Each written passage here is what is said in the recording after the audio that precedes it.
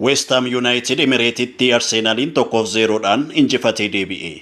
Tapha har'aa Arsenal dirree isaa Emirateetti West Ham keessummeesseen West Ham goolii taphataan isaa JBO'n daqiiqaa 44ffaa irratti galcheen injifateera. Taphataan oda deemaan Arsenal Luis Skelly kaardii diimaa argachuudhaan dirreedhaa ba'e. Bara dorgommii kanaatti taphattoonni Arsenal 5 kaardii diimaa argatanii jiru. Morkataa waancaa jabaa kan ta'e Arsenal Liverpool qabxii gataa dhufuusaan har'a yoo injifatee garaagarummaa qabxii imala gara waancaatiif qabu ni dhiphifata jedhamee eegamaa turellee milkiin har'a toluufii diddee jirti.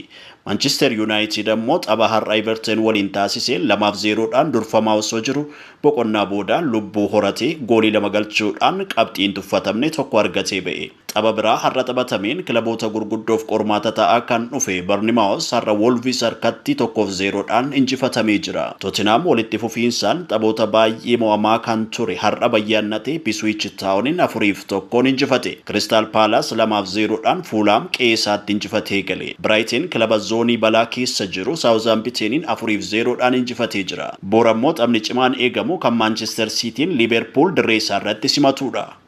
Madridin mo'amee dorgommii waancaa Champions League keessaa kan baafame Cityn bor deeggartoota isaa duratti dursaa liigichaa Liverpoolin morkata. Manchester Cityn dhiibbaa waancaa injifachuu caalaa hirmaannaa Champions League argachuudhaaf kan morkatu ta'a.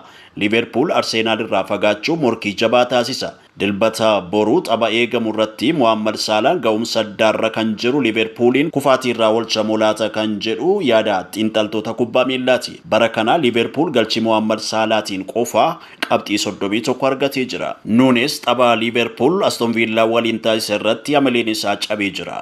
Omar Mamush taphataa biyyassaa Mohamed Salah wajjin yeroo jalqabaatiif kan wal morkatan ta'a. Eenyutu injifata laata? Tilmaama keessan nuuf ka'a.